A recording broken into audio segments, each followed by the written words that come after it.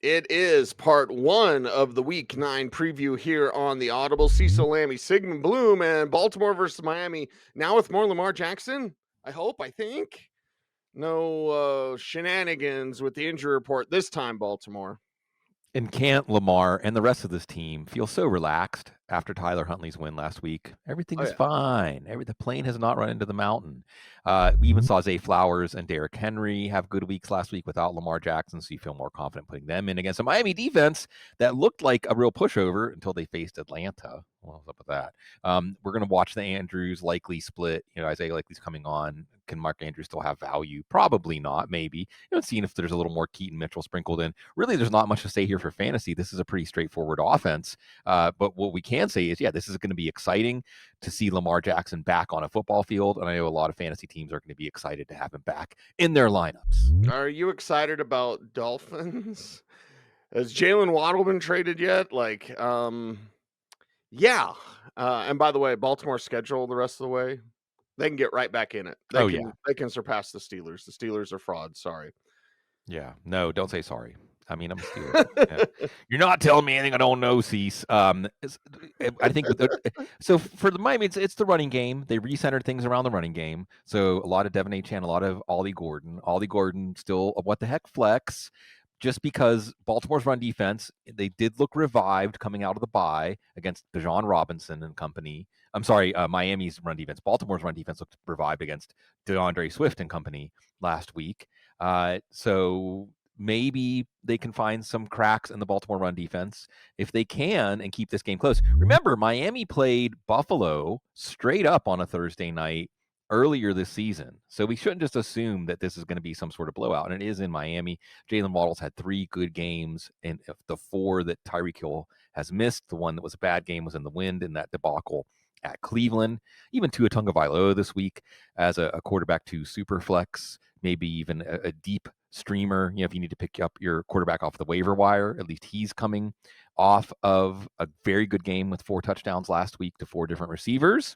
You never know what you're going to get. Life is like a box of chocolates, Cecil. Miami Dolphins are a box of chocolates. Sometimes you get the poop tasting one, and sometimes you get a delicious cordial with some rum in it.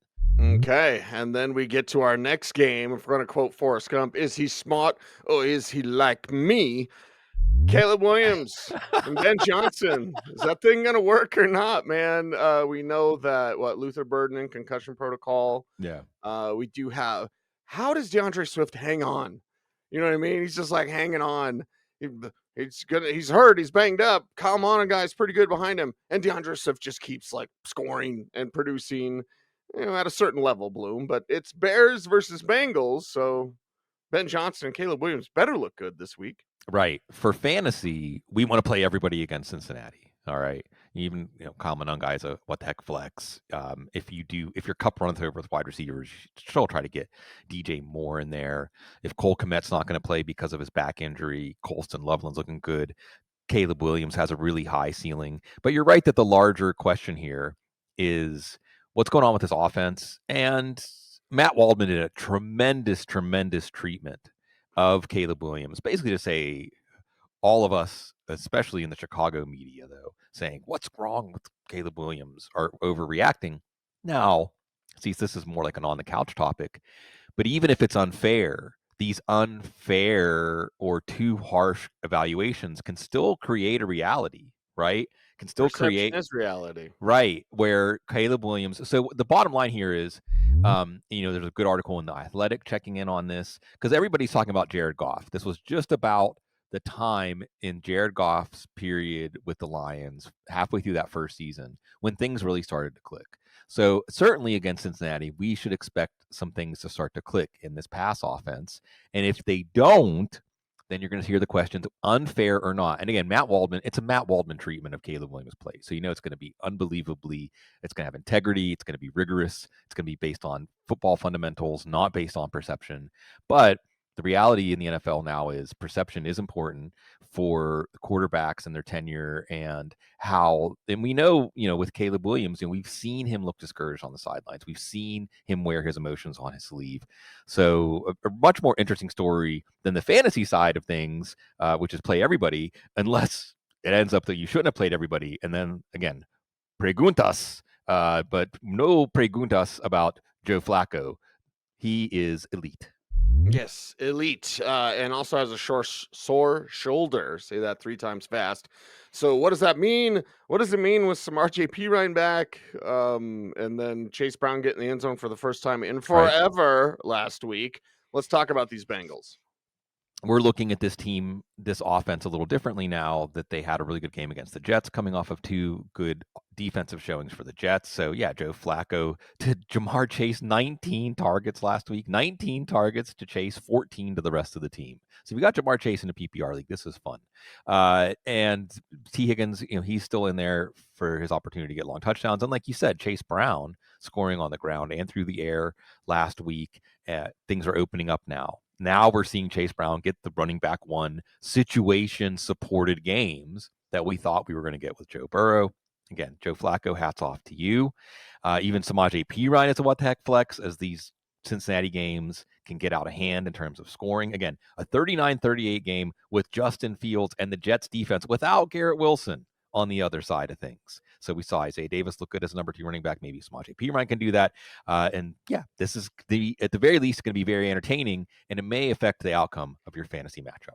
Yeah, maybe JJ McCarthy's good. Maybe. First couple of times we've seen him this year, it's been a complete and utter mixed bag. So JJ McCarthy's back. It's Lions and Vikings. Let's start with the Viking side, which obviously starts with that young quarterback. Yes, there's a handful of games this week where it's kind of a referendum on the quarterback, where maybe, again, us in the media, we're in the media? Well, you're officially in the media. I'm in the pretend media. Thanks to everybody being part of our pretend audience. This is one of those things where, yes, maybe we're focused too much on this, and certainly players in the end determine the arc of their career. But Kevin O'Connell, the way he has handled this raises questions. Why are you pushing Carson Wentz out there with an injury that he shouldn't be playing through? The joke, and sees 10% of every joke is truth, was that part of the reason they didn't put Max Brosmer out there when Carson Wentz was hurt was because it would create a quarterback controversy. Mm-hmm. When I had Paul Charchi on the couch yesterday, it should be coming out later on today. I said, is it too much to at least mention the name Brock Purdy when we think about Max Brosmer? And he said, no. He said that in his Superflex Dynasty League, he picked up Max Brosmer. Whoa. So, again, it's Detroit, banged up secondary, but we also saw them look very good against a banged up Baker Mayfield and company the last time we saw this Detroit defense. That the Lions are going to put up some points. The Vikings defense was just a pushover for the Chargers last week. So it's an Aaron Jones game, not a Jordan Mason game. We talked on the couch about Jordan Mason maybe being a sabotage drop. It's a Justin Jefferson game, but after this game, we might just be lowering expectations for him for the rest of the season. And Jordan Addison, we're just trying to figure out, is he even worth playing? He didn't play with J.J. McCarthy. Maybe that will help, right? And then T.J. Hawkinson, he might not even be worth rostering. So, yeah, a big referendum game for J.J. McCarthy. And looking ahead, the Minnesota schedule is brutal in terms of teams that are going to force J.J. McCarthy to make plays for them to stay in games. So it could get ugly really fast. And this is a major fork in the road for the Minnesota Vikings season.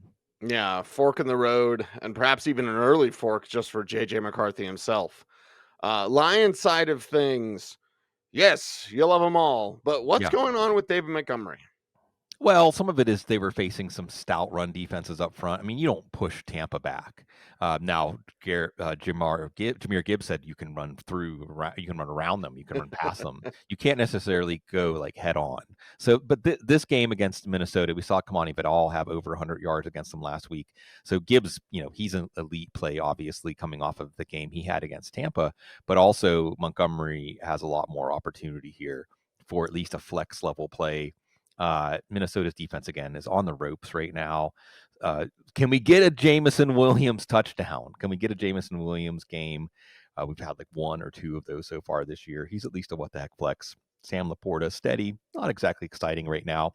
And that's the thing. Will this be an exciting game to have pieces of the Lions offense in? Well, how good will J.J. McCarthy play? Or will this game be over at some point in the third quarter? So it's all related back to J.J. McCarthy in this game. And remember, these two teams play again in Week 17. Oh, here we go again. Carolina and Green Bay Packers now. Bryce Young day to day with the ankle. Also, they're just pretty much admitting it. It's Rico Dowdle's backfield, and Chuba Yeah. Hubbard's lining up for a backup role on the road against Green Bay. Does it even matter? Right, that's the point. Green Bay defense in Lambeau. I think we're going to see Bryce Young because Andy Dalton. Ooh, Yeah, no bueno. Cease, I feel like Andy Dalton and Kirk Cousins last week. It was like the closing credits are starting to roll on their careers. It's like we're starting to see the final scenes because the team had no chance to win. It was good for Teteroa McMillan because Andy Dalton at least gets locked in on that number one target, but he's still Tet's going to be in this Teteroa. Sorry, we'll see if there's a secondary option in the passing game. Jalen Coker, it's going to be Coker if it's anybody that's worth having on a roster. Forget about even putting in your lineup. And like you said, the other story here is Dave Canales is conceding that Rico Dowdle, what we could all see for the last 2 weeks, Rico Dowdle, really even when Chuba Hubbard was out, we were watching Rico Dowdle and say that Chuba Hubbard can't match that. And now Rico Dowdle, you can probably put safely in your lineup. And Chuba Hubbard is more of a injury upside backup. And he probably isn't one of the best injury upside backups to have. So you might be asking after this game whether Chuba Hubbard is even worth carrying on your roster in those short bench leagues. Green Bay Packers time, which means Tucker Kraft time. Enjoy. Christian Watson time. Was it that or was it the shower curtain defense they faced last week? Oh, Cease, we're not even going to talk about the Steelers. And yeah, maybe we are going to talk about the Steelers. We don't want to talk about the Steelers this week. But yeah, I mean, the Steelers defense, seriously, though, the game against the Jets and the game last week against the Packers were two of the worst defensive performances. And let's throw the game against Cincinnati in there, too, and Joe Flacco. I mean, just embarrassing. Mike Tomlin can't fire himself. Okay, wait, we're supposed to be talking about Green Bay. But what this has to do with was it that this offense, Christian Watson's back, Tucker Kraft smash, and now this offense is starting to take off? Maybe it was just the Steelers. Carolina's defense, I mean, we didn't really get to see that they couldn't handle James Cook. So Emmanuel Wilson looks like a nice what-the-heck flex here. Of course, Josh Jacobs is in your lineup. I think if you have to play a receiver, it's Christian Watson over Matthew Golden, who really wasn't making the most of his opportunities before Watson came back anyway. And then Romeo Doubs, a very good possession receiver, but that's not that exciting. Christian Watson getting downfield, that is exciting. And of course, Tucker Kraft. As of this recording, Cease, in PPR leagues on a points per game basis, the number one tight end in fantasy football, Tucker Kraft. Know it, live it, learn it, love it. Yeah, love it, love it, love it all. We've got 4 games down. We've got 3 games to go in part 1 of the Week 9 preview here on the Audible. Cecil, Lammey, Sigmun Bloom. Make sure to check out all of our Football Guys channels here on YouTube, and make sure to like, comment, and share, subscribe, hit the notification bell so that you never miss a vid. We appreciate you all for doing just that. It's Chargers, it's Titans, and it's Chargers with the tight end everyone has tried to pick up in Oronde Gadsden traveling against Tennessee. Time to start some Chargers. Yeah, they're making Titans fans pay for these tickets. I mean, that's terrible. See, so you were the first one. I'm going to give you credit, man. You were the first one, I think, to get really excited about Oronde Gadsden before it was cool to get excited. Shrine Bowl? Yeah. I saw him somewhere. I think it was Shrine Bowl. And even during this season, even as soon as he was on the radar at all, you were saying, hey, they love him. He's a great athlete. Yeah. And I think you could see the possibilities where others, except the Chargers, because it really was reported all summer that the Chargers loved him. And they didn't have that big of a role to open the season. You're thinking, oh, rookie, 5th round pick.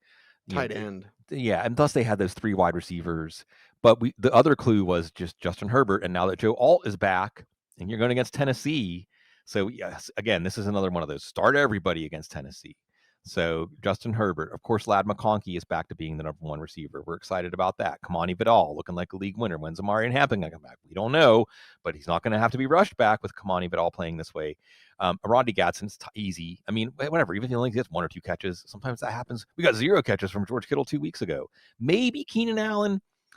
Keenan Allen only had 4 catches last week, but he was only in for 18 snaps. So the Titans, this is what's going on with the Titans. The Titans have one good corner right now, one good healthy corner. Well, I shouldn't say right now because they traded him, Roger McCreary, who is their best corner, no matter what ratings, no matter how you measure it. They traded him to the Rams for like a seventh round to sixth round bump, which, I mean, wait for free agency, and then in 2 years, you'll get maybe a fourth round or fifth round comp pick, or maybe, hey, he's actually one of your better players. Try to sign him to another contract. And he's the slot receiver. I mean, the slot corner. So that makes me think like, Keenan Allen. Because I think that Jim Harbaugh and Greg Roman will be very aware that there's now another hole, because they've traded away two of their best corners. Brownlee, another one. I don't know if he had an attitude problem or something. What are they doing in Tennessee?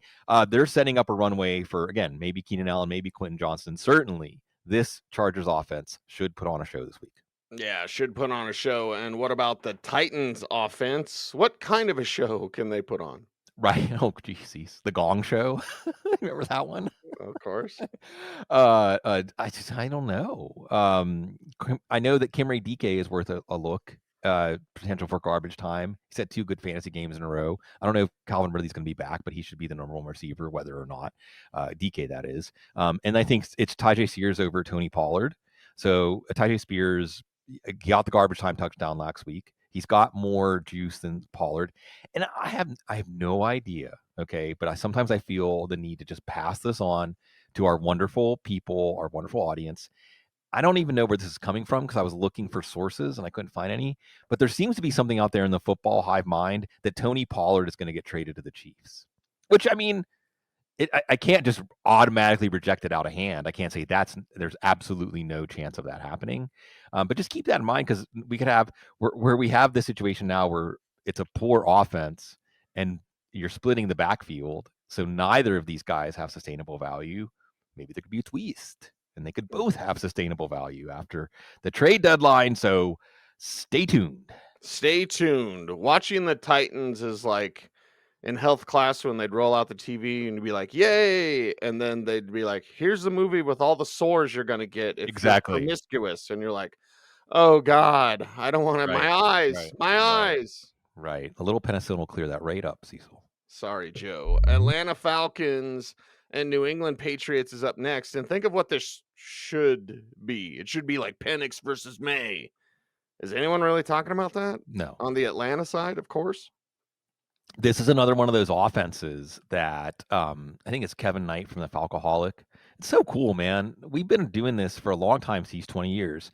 And we can remember interacting with some of these wonderful people before SB Nation. You know that SB Nation basically found the best blogs about teams and brought them all in. So many of the wonderful people we know that do great team coverage, people that have even gone on to do things like, I think Uncle Chaps is at Barstool and things like that.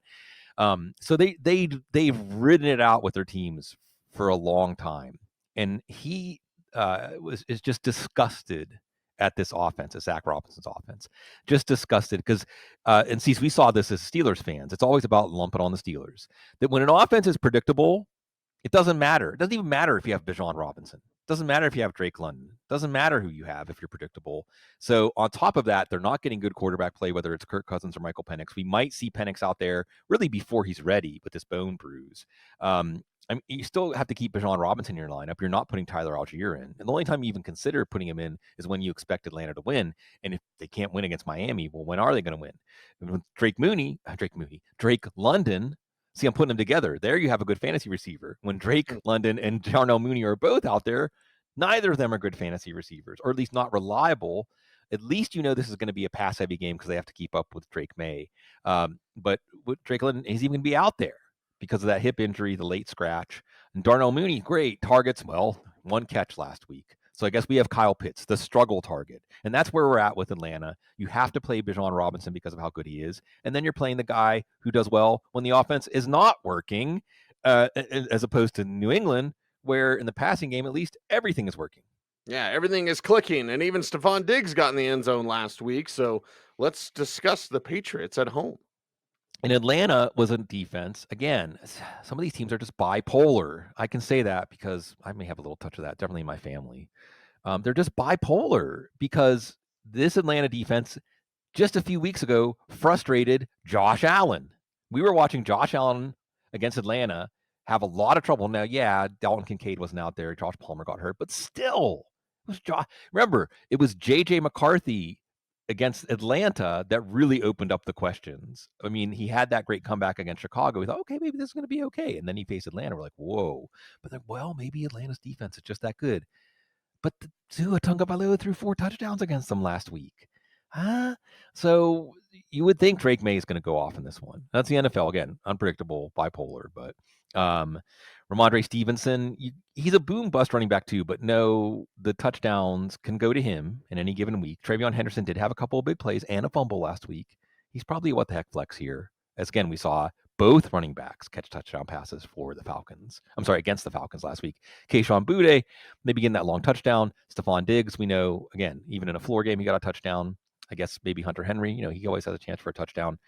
That's basically the game of fantasy with New England is let's guess who's going to get two or three touchdowns Drake May will throw this week. Yeah, let's get to the final game we're going to talk about in part 1 of the Week 9 preview. It's the 49ers against the Giants. We might see Brock Purdy back. Maybe. Full disclosure, we're recording Wednesday morning, so we don't have any of the injury reports yet. But that's what Kyle Shanahan said, is like Brock Purdy. He said Brandon Ayuk's 21-day window is not going to be open this week. And he said Brock Purdy could be back out there. So we watch with great interest what the injury report says. And I would still say that it's probably close to 50-50, but I would guess Mac Jones. Not that it's going to change how we project this offense. Both of whether it's Jones or Purdy, and I think I'd feel better about playing Jones than Purdy, simply because if it is Purdy, there's always a chance that he could have an aggravation of that toe injury and not finish the game. So either way, both of these guys have some upside in what should be a high-scoring game. And one of the things I'm watching here again, it was San Francisco's defense exposed last week by the Texans. Now they did go and get Keon White. Let's see if Robert Saleh can get something out of him. What's New England doing, trading him away for late round pick bump? What? He just didn't fit the system. But you make that guy fit your system. Okay, enough about Keon White. Maybe a little more about George Kittle. He's back. Juwan Jennings. And what about Ricky Pearsall? If Pearsall's back this week, then Jennings is not quite as attractive a play. But remember, he had a 50-yard catch that he dropped last week, or we'd be talking about him. He's back from all these injuries. He has 5 broken ribs. If Pearsall is out there, he's at least a what the heck flex. The other question here is the running game. We saw them establish it against Atlanta, return it to a ball control team, which kind of protected their their defense. They couldn't do that last week. Can they establish the run against the Giants? Maybe. We saw Saquon Barkley get going. We saw 2 running backs have 100-yard games against the Giants last week. So the Giants defense has to get it together for some pride. And the offense goes into their first game without Cam Scatterboo. Yeah, and that's the thing with the Giants, just how much of a gut punch is, well, really everything that's gone on, and how do they respond this time at home against the 49ers? I expect them to respond well. And the San Francisco defense has so many problems, especially in the middle of the field. So Wan'Dale Robinson, Darius Slayton, Theo Johnson, these are all guys I think you're going to want to look at playing Jackson Dart as a quarterback 1. And don't discount Tyrone Tracy because he's an extremely physically talented guy. We haven't got to see what he can do as a lead back in the Jackson Dart offense, okay? Especially against a San Francisco defense, again, that is leaky, to say the least. And this is going to give us a model, because I do think that San Francisco's defense, we think about Dallas, we think about Cincinnati, and we think about how the bad defenses give the offenses a higher ceiling every week. Is that what we're going to see going forward from San Francisco? I think this one could be a shootout.